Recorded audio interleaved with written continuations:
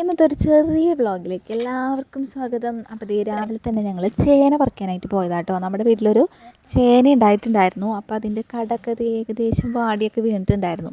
അപ്പോൾ നമ്മൾ ഏകദേശം 2 വർഷമൊക്കെ എത്തിയിട്ടൊക്കെ ആട്ടോ പറക്കൽ. അപ്പോൾ ഇത് വേഗം ഒന്ന് പറിച്ച് നോക്കാമെന്ന് വിചാരിച്ച് ഞങ്ങളിത് നമ്മുടെ കുഴിയൊക്കെ എടുത്ത് തോണ്ടാൻ പോയതാണ്. അപ്പോൾ ഈ സൈഡിലായിട്ട് നമ്മുടെ ചെറിയ ലൂബിയൊക്കെ നിൽക്കുന്നുണ്ട് കേട്ടോ.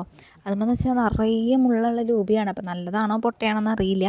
നമ്മുടെ വീട്ടിൽ വേറെ ഒരെണ്ണം കൂടി ഉണ്ടായിരുന്നു. അത് നമ്മൾ വെട്ടിക്കളഞ്ഞു. ഇതുപോലെ മുള്ള് ഭയങ്കരമായിട്ട് ആളുകൾ മേലൊക്കെ തട്ടും, അത്രയും ഭയങ്കര മുള്ളായിരുന്നു. അപ്പോൾ അത് കാരണം അത് വെട്ടിക്കളഞ്ഞിട്ടുണ്ടായിരുന്നു. ഇപ്പോൾ ചെറുതൊരെണ്ണം കൂടെ മുളച്ച് വന്നതാണ് കേട്ടോ. അങ്ങനത്തെ നമ്മുടെ ചേന ചെറിയ ചേനയാന്ന് തോന്നുന്നു കേട്ടോ. അത്യാവശ്യം കുറച്ച് വലിപ്പം കണ്ടു. പിന്നെ ചേന വീട്ടിലെല്ലാവർക്കും ഇഷ്ടമാണ്. പിന്നെ വേറെ ഒന്നും ഇല്ല കറി വെക്കാനായിട്ട്. അപ്പോൾ അത് ഉപ്പേരിയാക്കാലോ എന്ന് വിചാരിച്ചിട്ടാണ് കേട്ടോ ഞങ്ങൾ ഇത് രാവിലെ തന്നെ പറിക്കാൻ വന്നത്. അങ്ങനത്തെ കുറേ പണിപ്പെട്ടിട്ടാട്ടോ അമ്മതി അതിനെ കണ്ടുപിടിച്ചത് തന്നെ. അങ്ങനത്തെ കുറച്ചും കൂടെ എടുത്തു കഴിഞ്ഞാൽ നമുക്ക് നമ്മുടെ ചേനേനെ പറിച്ചെടുക്കാം. അത്രയും ലോങ്ങിലല്ല താഴേക്ക്, എന്നാലും നമ്മൾ മണ്ണിനെ കുത്തി കുത്തി ചേനയ്ക്ക് ഒന്നും പറ്റാത്ത രീതിയിൽ എടുക്കണമല്ലോ. അങ്ങനെ നമ്മുടെ ചെറിയ കുട്ടി ചേനേനെ നമുക്ക് കിട്ടിയിട്ടുണ്ട്. അത്യാവശ്യം ചെറിയ വലുപ്പാട്ടോ, എന്നാലും നല്ല ചേനയായിരുന്നു കറിയൊക്കെ വെച്ചപ്പോൾ.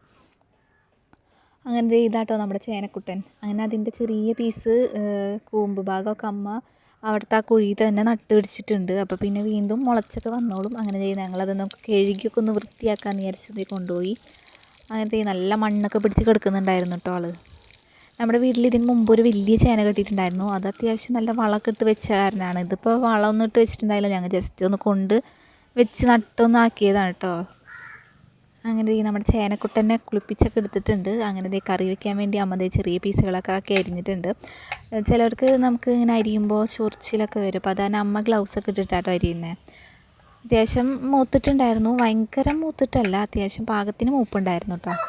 അങ്ങനെ നമ്മുടെ ചേന അരിഞ്ഞൊക്കെ കഴിഞ്ഞിട്ടുണ്ട്. ഇനി നമുക്കിതിനൊന്ന് കാച്ചി കഴുകി വൃത്തിയാക്കി എടുക്കണം. നമ്മൾ എത്ര കഴുകിയാലും ഇത് മണ്ണും പൊടിയൊക്കെ ഉണ്ടാവും. അപ്പോൾ അതാണ് നല്ലപോലെ കഴുകണം, ഇല്ലെങ്കിൽ നമ്മൾ കറിയൊക്കെ കാച്ചുമ്പോൾ അതിൻ്റേതായിട്ടുള്ള ബുദ്ധിമുട്ടുകളൊക്കെ വരും. മണ്ണൊക്കെ കടിക്കുകയെന്ന് വെച്ചാൽ കറിയിൽ നമുക്ക് തീരെ പറ്റില്ല കേട്ടോ. അങ്ങനെ അരിഞ്ഞൊക്കെ കഴിഞ്ഞ് നല്ലപോലെ ഒന്ന് അരിപ്പയിലൊക്കെ ഇട്ടിട്ട് കുറേ നേരം വെള്ളമൊക്കെ ഒഴിച്ചിട്ടൊന്ന് കഴുകി വൃത്തിയാക്കി എടുക്കണം.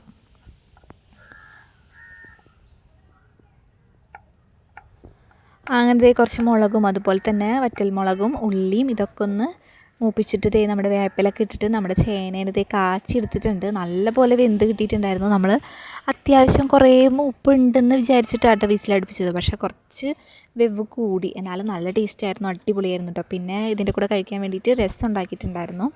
പിന്നെ നമ്മുടെ പരിപ്പും വെച്ചിട്ടുണ്ടായിരുന്നു കേട്ടോ. അപ്പോൾ ഊണ് കഴിക്കാനായിട്ട് എല്ലാം റെഡി ആയിട്ടുണ്ട്. ഇനി വേഗം നമുക്ക് ഊണ് കഴിക്കാം. അങ്ങനത്തെ നമ്മുടെ ചേനുപ്പേരിയും അതുപോലെ തന്നെ രസവും പിന്നെ ഇഞ്ചിക്കറി ഉണ്ടാക്കിയിട്ടുണ്ടായിരുന്നു. അപ്പോൾ നമ്മുടെ ഇഞ്ചിക്കറിയും അതുപോലെ തന്നെ നമ്മുടെ അച്ചാറുണ്ടായിരുന്നു കേട്ടോ സൈഡായിട്ട്. അങ്ങനെ എല്ലാം കൂട്ടി ഊണ് നല്ല അടിപൊളിയായിട്ട് കഴിക്കാൻ പറ്റി. കുറച്ച് രസവും അതുപോലെ തന്നെ ചെറിയ പീസ് ഉണക്കമീനൊക്കെ ഉണ്ടെങ്കിൽ ഊണ് കഴിക്കാൻ എല്ലാവർക്കും ഇഷ്ടമായിരിക്കില്ലേ. അങ്ങനത്തെ ഉണക്കമീനും വറുത്തിട്ടുണ്ടായിരുന്നു കേട്ടോ. അയല അമ്മ ഉപ്പിട്ട് വെച്ചിട്ടുണ്ടായിരുന്നു. അപ്പോൾ അതൊക്കെ കൂട്ടി ഊണൊക്കെ കഴിച്ചു. അങ്ങനത്തെ ഊണ് കഴിക്കലൊക്കെ കഴിഞ്ഞ് നമ്മൾ ശ്രീകൃഷ്ണ ജയന്തിയിൽ അന്ന് ഗുരുവായൂർ പോയിട്ടുണ്ടായിരുന്നു. അപ്പോൾ അവിടെ നിന്ന് കൊണ്ടുവന്ന പഞ്ചസാര കേട്ടോ. ഇത് പഞ്ചസാര നല്ല ടേസ്റ്റാണല്ലോ. അവിടുത്തെ പഞ്ചസാരയും എണ്ണയും പാൽപ്പായസമൊക്കെ അടിപൊളിയാണ്. അങ്ങനത്തെ അതൊക്കെ ഇരുന്ന് കഴിക്കാമെന്ന് വിചാരിച്ചു. അത്യാവശ്യം നല്ല തിരക്കുണ്ടായിരുന്നു കേട്ടോ ശ്രീകൃഷ്ണ ജയന്തിക്ക്. അവിടെ പറയണ്ട, നമ്മൾ ആൾക്കാരൊക്കെ തെറ്റിപ്പോയി കഴിഞ്ഞാൽ കണ്ടുപിടിക്കാൻ തന്നെ അത്യാവശ്യം നല്ല പണിയാണ്. അത്രയും തിരക്കായിരുന്നു.